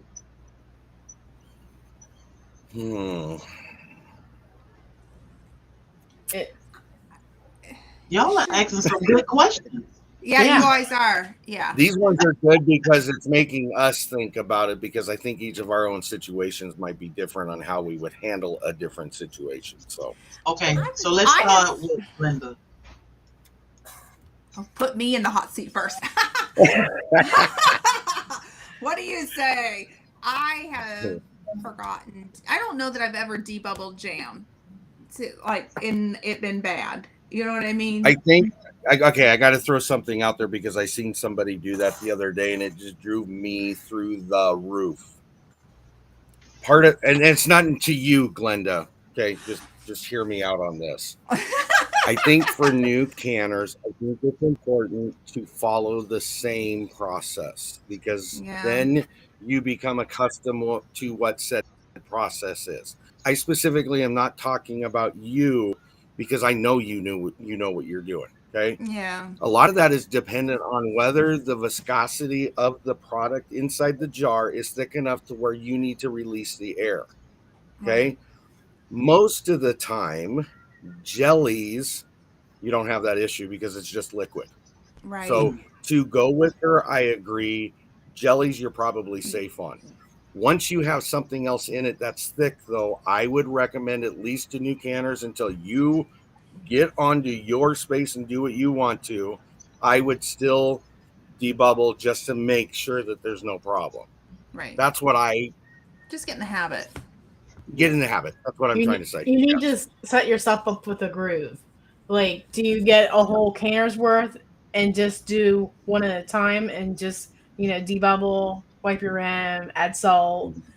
Like, you got to stay focused. You can't be listening to your favorite live stream and chewing gum at the same time. You got to be aware of what you're doing. Right. Yes. Like with green beans, there is a lot of trapped air in green beans, and that will cause siphoning. Yeah. And it will cause siphoning. It might fail your seal. Right. So you just pay attention. For the fermentation process, I've not tried it.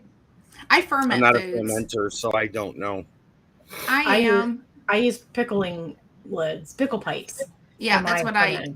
Okay. Yeah, same here. I mean, after you ferment, I would. 47. Yeah, I just haven't. Should you use new rings as well as lids? No, I use the same. Only when they rust. Yes. Rust, or when you go to put them on the thread and they're not doing it anymore, you need to get rid of that band. But now they make a great crafting project. So yes, but for canning processing. But for canning processes, yes. But if you want a good crafting project, do some research with the old lids. Or the old bands, sorry, I mean. I seen a question go by a little bit earlier, if I could answer real quick. JB, I think, asked, what is the brand name of the debubbler? There is no brand name unless you're buying a brand product. The debubbler is the tool, and most of your kits include a debubbler. Yep. If they want to check out my Amazon store, I have a couple. Yes. There you go. Okay. Yep. My debubbler has the measurement at the bottom. I think So do you doesn't have your call it the Sticky Joe or something like that? Grace and Fire, do you have your kit? Because I did find the kit at Walmart. You don't? I don't. Me grab mine. Okay, Yes, go grab yours. I'm actually, other than my debubbler and my jar measuring, I've got everything downstairs because it's in use. Meanwhile, I think you can talk about the whole, what I forgot what question I just had. I have a few questions in my chat that we can answer. Yeah, Okay, let's go for it. There you go. There was a question about using canning recipes from the 40s, like ball books. You can't use those. Anything that's like new or older than 12 years. 10. They're 10. 10. They're decorations. Yeah.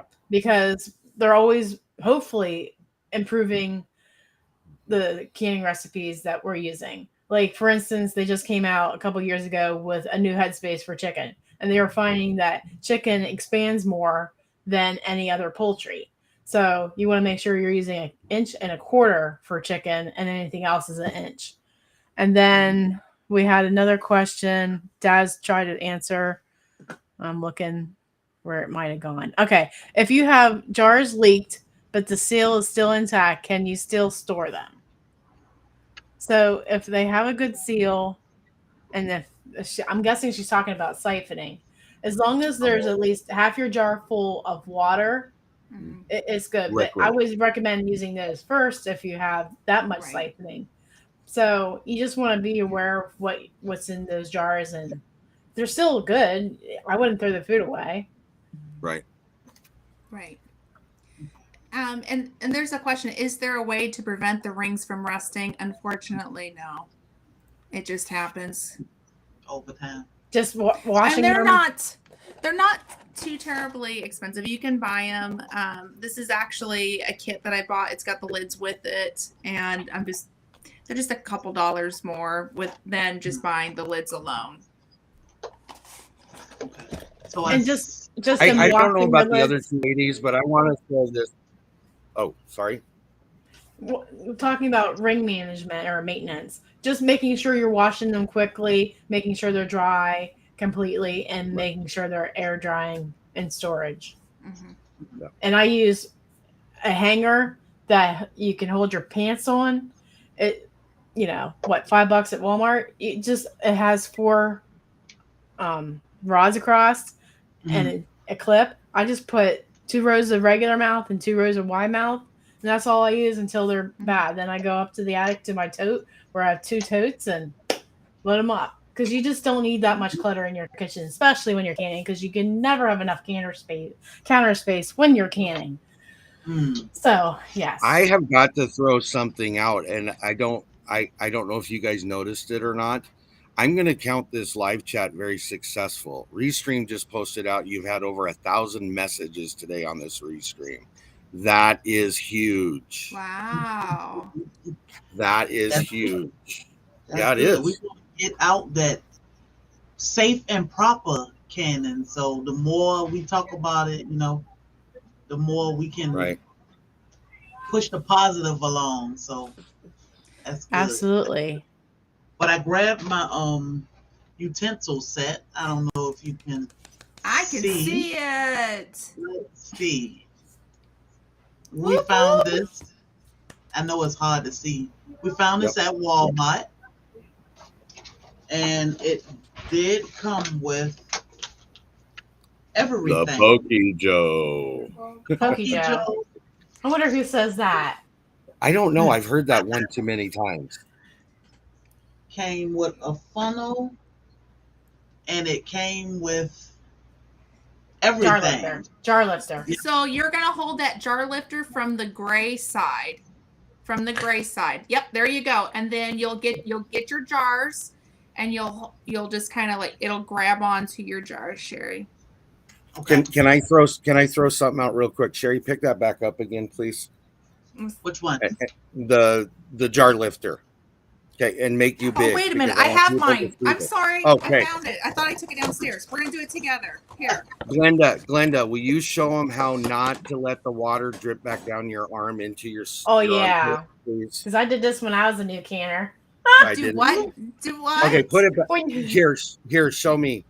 Okay, so when you do that, when you go to lift it and drain the water out of it, sterilizing jar, you know what I'm talking about? It's got water in it. Make sure you pour it up under the pot, not up, so it rolls down your arm. Oh, don't hold it. Oh, yeah. No, you just. Some people may not know that though, so I'm just trying to. Yeah, I didn't know it. I'm a short person, so I don't have that problem. So the canner's up here, so like I don't have that. So if you're tall, don't do this. Yeah, for us. Go ahead. Keep it. No, I was gonna say about having don't tip your jar because the water is on top of the lid. Seal. No, it's gonna evaporate. Never do this. Never do that. What she's talking about, Sherry, right there. Let's assume you're pulling that jar out of the pot after it's processed. It's got the water on top and the ring on top. People have a tendency to tilt it to get that water off top. Don't, because you're now changing the science in that jar. Yeah, because you can't shake the jar. You shouldn't. No. Just pull it straight up and out. And actually, it will evaporate within about 30 seconds to a minute. It'll all be gone. So, I mean, just ignore it. Go straight up and just set it down. G-Mom Rose said, oh, my goodness. Yeah. So, but anyhow, Sherry, the way that I hold mine, just to help you out with when you go to grab it, because it's kind of interesting to hold them. I hold mine. I just kind of hold it like this, like the actual grabby thing. You'll just have to find a way that's comfortable for your hands. Yeah. And you want to practice that before you like go grabbing, because you'll be like, I can't get this jar. When it gets heavy and it's full, it's a different feel. It's weird. Yeah, and I'm left-handed. So it's going to You're left. Okay, well then let me. I don't have. So it takes a lot of work. It takes a lot of work and brain power for me. Okay, so same thing. I'm doing it with my left hand. It sounds like me trying to point in this picture. Oh, yeah. So that's just how I do it. But find a comfortable position, with your hand, and play with it before you actually can, so you know what you're doing with that. That'll help you out, because it's a whole when this feels completely different than this. And so when you're getting out of a water bath, you don't want to burn yourself. Yeah, when you're sitting there and you're washing your jars and checking them out, set them in your water, in your sink water. Take your grabber and pull it out. That'll give you a feel. That'll give you a feel. It may not be exactly it, but it'll give you the feel for it. Yeah, because I just don't want you, like when you're pulling this out, you don't want to like have any water splash back on you or anything. I don't want you burning yourself or anything. So just play with that. That's just a tip that I learned kind of the hard way. Yep. And Suburban Hillbilly is saying, make sure you're lifting with the jar and not the ring. Yeah. Yes. Yeah, never. What I would do is get under that first lip if you can to grab I'm not it. even going to grab it. I'm not going to grab my food because I'm afraid it'll unseal.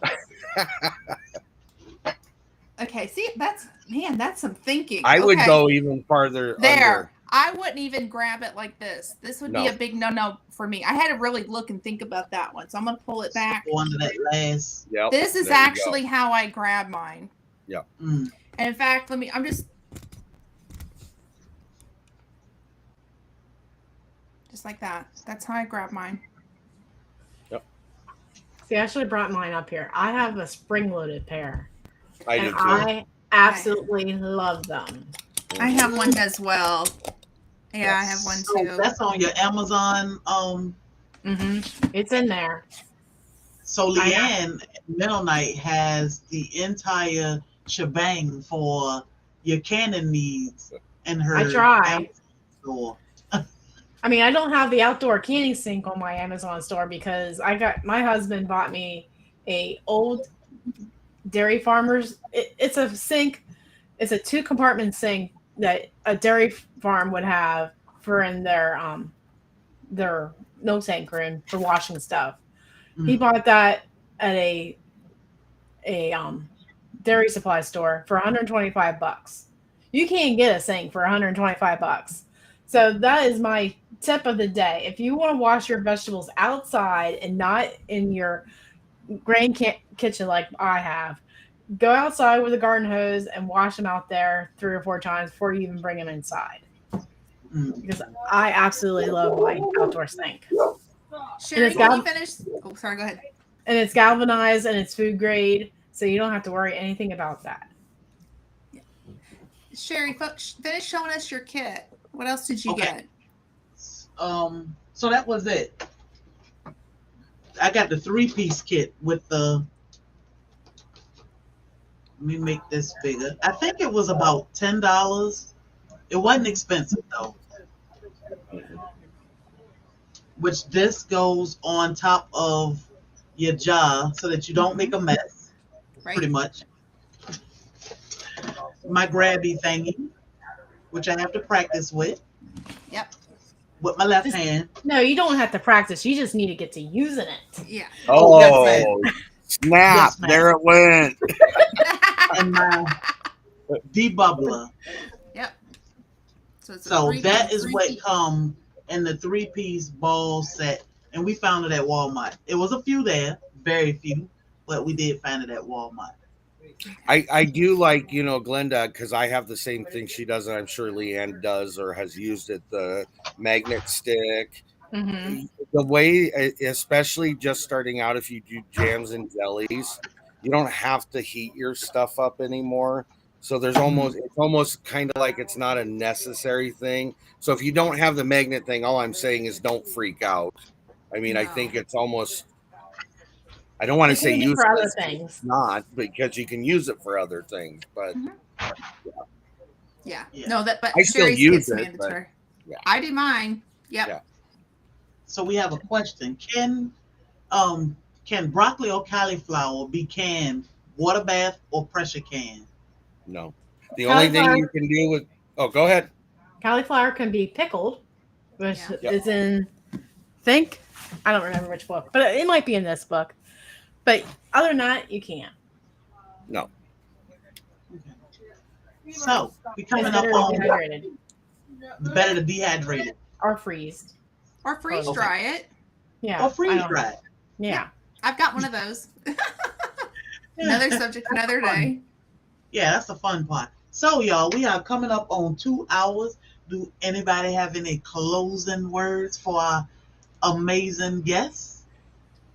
Don't be afraid. Just do it. Yeah. It will be all right. tons of fun. And you know what? There are some pretty cool ball jars out there. I didn't show this. I actually picked the ball and I checked to make sure you can can in it. This year's color is pink, and you can can in this one. So have fun. Yeah, they're pricey, but I like to get the fun jars just because, you know, I have fun canning. I have the problem. I'm one of those people that would just want to put it on my shelf and just look at it. No, I'm using these. I am using them, and it's pretty. And yes, you can can in these jars, in the new jars, not in the old. So this is brand spanking new. But have fun with canning. Try some of the recipes from the ball, from the USDA, food preservation, extension offices. Get out there. What are you waiting for? That's my question.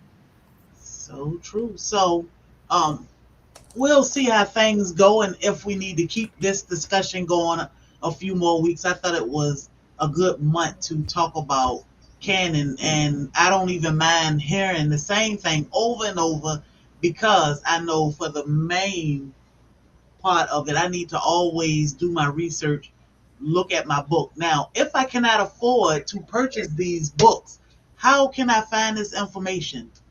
Your library, online at freshpreserving.com, the USDA website, and your local extension offices. Pennsylvania has it, Purdue University. Tony, what was the one that you said? Clemson University and Washington State University and Oregon State University. There you go. All right. So I'm going to I want to throw something in there. Okay. Don't be afraid. Just go do it. Wash your damn hands and grab your balls. Wash your damn hands. And your no pokey. And your pokey Joe. I said it backwards, didn't I? I'm going to drop y'all down for a second while I end this. I'll be back in a minute too. So. Okay. All right, y'all. So this was episode 2 of Grab Your Balls. It's canning season. So the purpose in this is because we do want to promote and encourage safe and proper canning. You know, of course, it can be scary. It can be dangerous. But we definitely want to make sure when I send Dorsha or take her some lemon guava jam, that if she decides to open it in 6 months, it will not hurt or harm her or her family. So we definitely want to encourage safe and proper. So we will carry on this conversation for a few more weeks, and it's okay. Same questions are welcome. Just please bring your questions, because we don't mind and we learn from each other, but we most definitely appreciate you. We all the support, all of the love, all the questions. You can leave questions under this in the comment section. I will write them down and we will ask them again next week. So I sound ready. Best yet, I'm getting there. But yeah, with that being said, we shall see y'all Friday, 7 p.m. Eastern Standard Time for a little Black Tropical sip and chat. Y'all know how we do with my husband on Fridays. Y'all have a blessed day, and don't let nobody steal your joy.